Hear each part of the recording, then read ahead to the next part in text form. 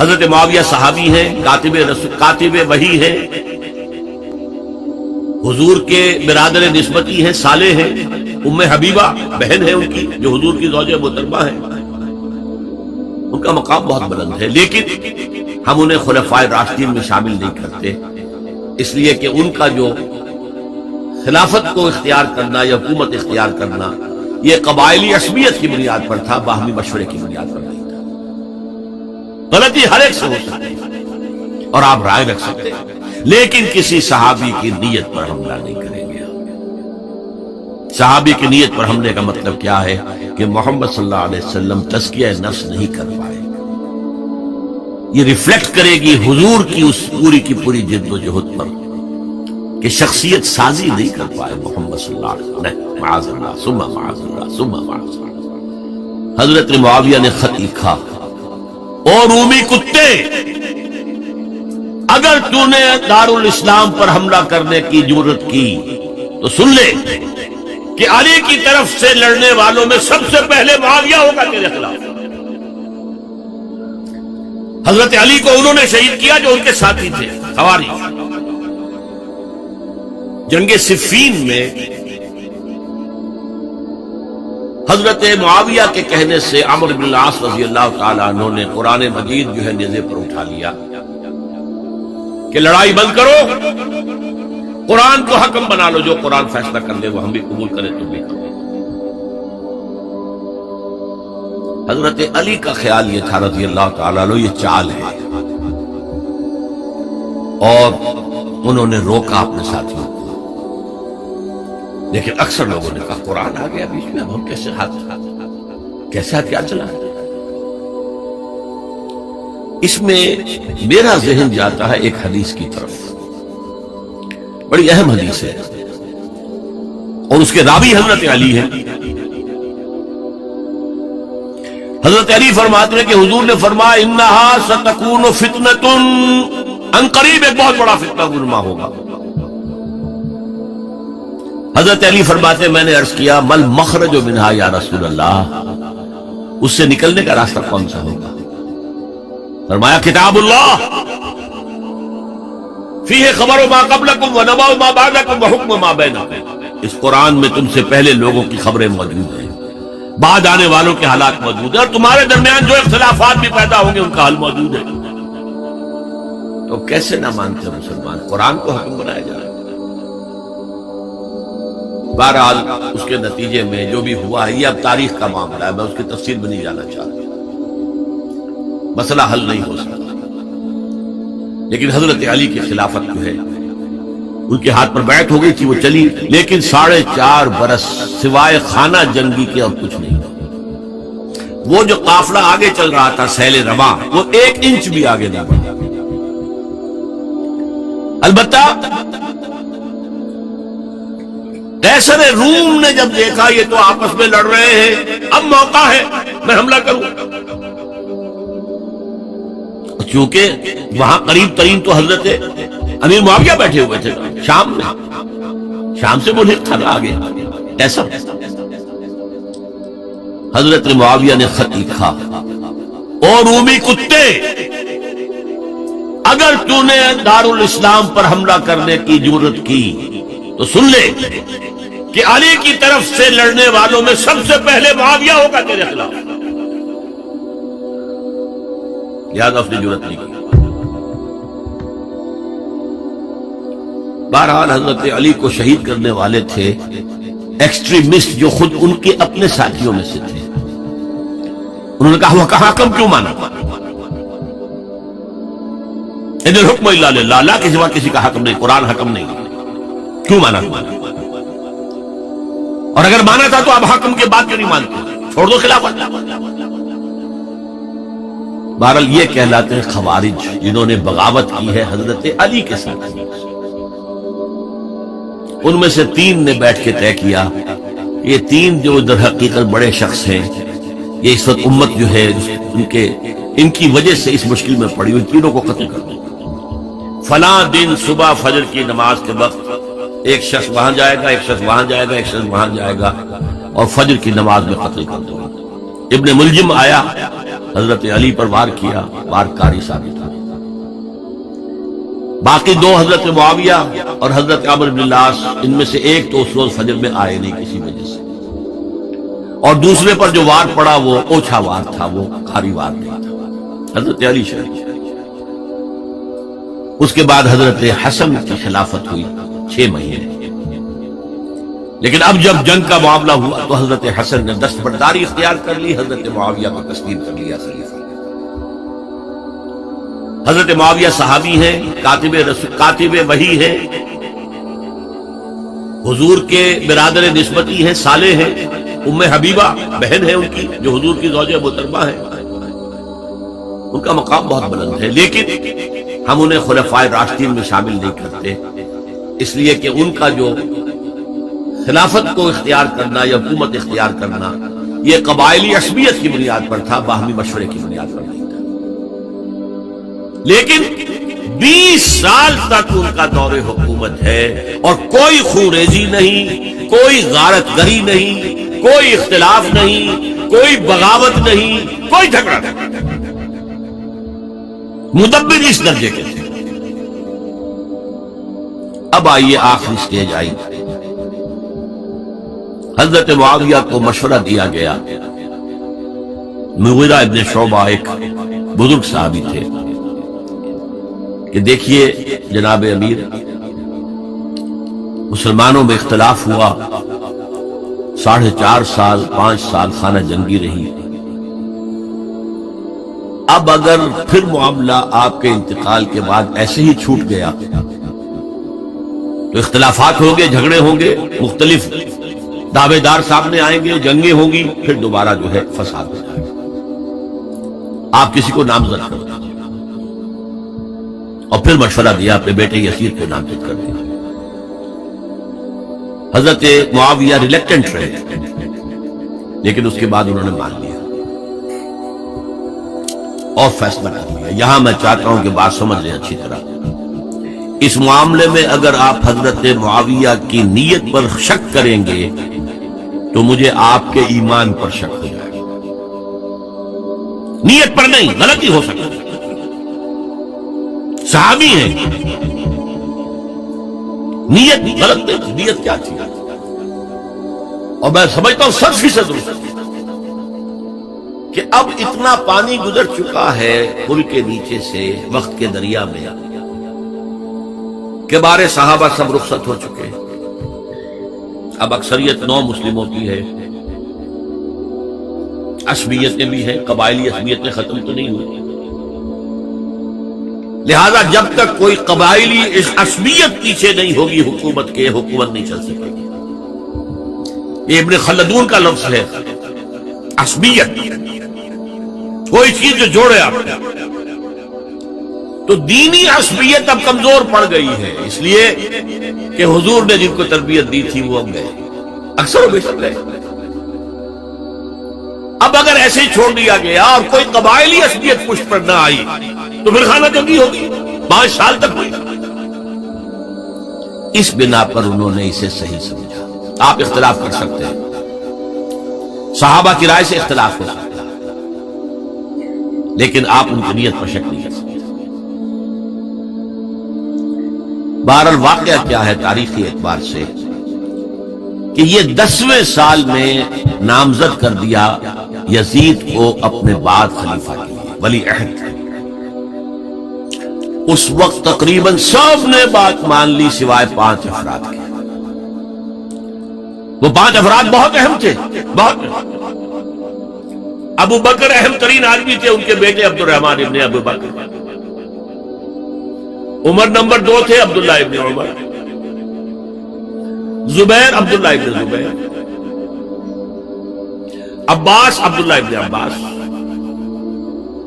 اور حسین ابن علی۔ حضرت حسن کا انتقال ہو گیا۔ اہل تشیع کا کہنا یہ کہ زہر دیا گیا، واللہ اعلم، میں کچھ نہیں کہہ سکتا، میں کوئی تاریخ کا محقق اس معنی میں نہیں، میں موٹی موٹی باتیں جانتا ہوں۔ بہرحال انتقال ہو گیا، 5 آدمیوں نے نہیں مانا، لیکن دیکھیے یہ تھی تدبر کی بات حضرت امیر معاویہ کی۔ کوئی دباؤ نہیں ڈالا، کوئی جبر نہیں کیا، کوئی کسی کو نقصان نہیں پہنچایا کہ نہیں مان رہے تو یہ کر لیں، نہیں۔ دیکھیں گے جب وقت آئے گا، جب وقت آیا حضرت معاویہ کے انتقال کے بعد، اب ایک صاحب جا چکے تھے، حضرت عبد الرحمن ابن ابی بکر فوت ہو چکے، اب 4 رہ گئے، 3 عبادلہ، عبداللہ ابن عمر، عبداللہ ابن عباس، عبداللہ ابن زبیر، ایک حسین ابن علی رضی اللہ تعالی عنہ اجمعین۔ جب بیعت ہو گئی یزید کی تو اب ان کے درمیان اختلاف ہوا۔ یہ بات اچھی طرح سمجھ لیجئے، تاریخی حقائق، موٹے حقائق کو چھوڑ کر باریکیوں میں جب پڑھتے ہیں تو معاملہ غلط ہوتا ہے۔ موٹے حقائق کو سمجھیں، 2 ایک طرف ہو گئے، 2 ایک طرف ہو گئے۔ عبداللہ ابن عباس کی رائے ہوئی کہ اگرچہ یہ غلط کام ہوا ہے، یہ قیصر و کسریٰ کی سنت پر عمل ہو رہا ہے، لیکن یہ ایسی بڑی بات نہیں ہے کہ خون ریزی شروع کر دی جائے اور امن و امان ختم ہو جائے۔ یہی بات عبداللہ ابن عمر کی ہو گئی، یہ 2 تو ایک کیا ہو گیا، مصلحت کہہ لیں جو بھی سمجھے، لیکن نیت پر حملہ نہیں کر سکیں گے۔ دیانت پر انہوں نے یہ سمجھا کہ اب جب کہ ہو گیا معاملہ تو ٹھیک ہے۔ حرام مطلق تو کہیں نہیں لکھا ہوا قرآن کے اندر کہ بیٹا نہیں ہو سکتا، کہیں نہیں لکھا ہوا۔ 12 ان 2 کی رائے یہ ہوئی کہ اگرچہ کام غلط ہے لیکن اتنا غلط نہیں ہے کہ اس کو چیلنج کیا جائے اور اس سے جو ہے خانہ جنگی شروع ہو جائے اور فساد شروع ہو جائے۔ 2 کی رائے یہ ہوئی کہ نہیں، we have to challenge it come what may۔ عبداللہ ابن زبیر، حسین ابن علی رضی اللہ تعالی عنہما یا عنہم، تو یہ 2 علیحدہ، ان 2 میں اب اختلاف ہوا۔ عبداللہ ابن زبیر کی رائے یہ تھی کہ یہی مقیم رہو مکے میں، حجاز میں، مکے اور مدینے میں، یہاں سے ریزسٹنس موومنٹ ہم شروع کریں گے، کیونکہ یزید کی خلافت دمشق میں تھی، بہت دور۔ حضرت حسین کو خطوط آ رہے تھے کوفے سے، کوفہ حضرت علی کا صدر مقام رہا تھا، اور جن سبائیوں نے فتنہ پیدا کیا تھا حضرت عثمان کے خلاف وہ بھی وہی آباد تھے۔ انہوں نے خطوط کا تاطا باندھ دیا، آپ آئیے ہم آپ سے بیعت کریں گے اور کھڑے ہوں گے اور مقابلہ کریں گے اور اس یزید کی حکومت ختم کریں گے۔ ڈاک کے تھیلے بھرے ہوئے۔ حضرت حسین نے فیصلہ کیا کوفے جانے کا، بہت روکا۔ عبداللہ ابن عباس بہت ان سے بزرگ تھے عمر میں، اور ویسے بھی ایک اعتبار سے نانا تھے، ایک اعتبار سے پڑدادا تھے۔ حضرت عبداللہ ابن عباس حضور کے چچا زاد بھائی تھے، تو نانا ہو گئے کہ نہیں؟ حضور نانا تھے کہ نہیں؟ اور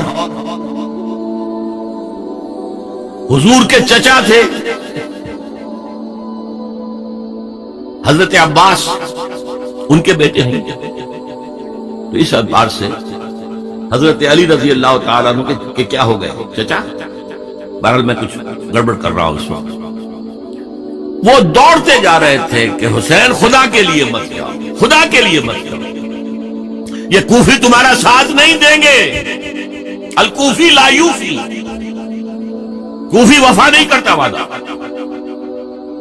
اور خدا کے لیے اگر جانا ہے اپنے گھر والوں کو یہاں چھوڑ۔